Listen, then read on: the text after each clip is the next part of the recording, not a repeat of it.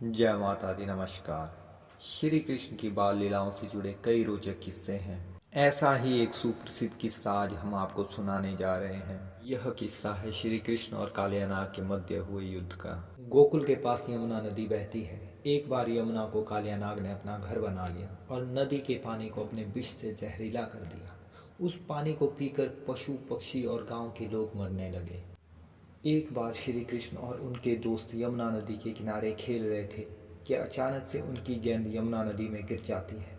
अब यमुना नदी में रहने वाले कालियानाग के बारे में सबको पता था, इसलिए मौत के डर से कोई भी नदी में जाने को तैयार नहीं हुआ। तब श्री कृष्ण ने कहा, मैं गेंद लेकर आता हूँ, और नदी में छलांग लगा दी।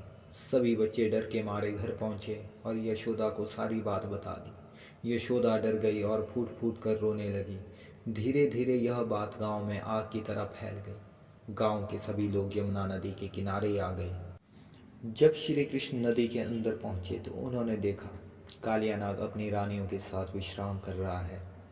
कालियानाग गहरी निद्रा में था। श्री कृष्ण को देखकर कालियानाग की रानियों ने श्री कृष्ण से कहा कि आप नदी से बाहर चले जाएं।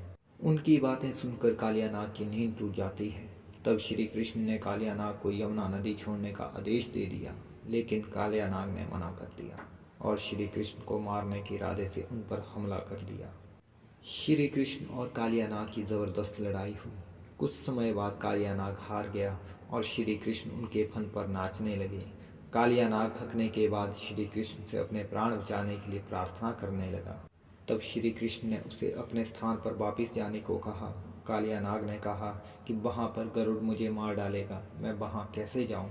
इस पर श्री कृष्ण ने कहा, मेरे चरणों के निशान तुम्हारे फन पर हैं, उसे देखकर गरुड़ तुमको नहीं मारेगा। इसके बाद कालियानाग श्री कृष्ण को अपने फन पर उठाकर यमुना नदी से बाहर आ गया और इसके बाद अपनी पत्नियों के साथ अपने स्थान पर चला गया।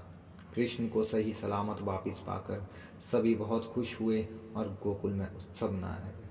धर्म से संबंधित ऐसी ही रोचक जानकारियों के लिए मेरे चैनल को लाइक, शेयर और सब्सक्राइब करें और कमेंट भी करें। धन्यवाद।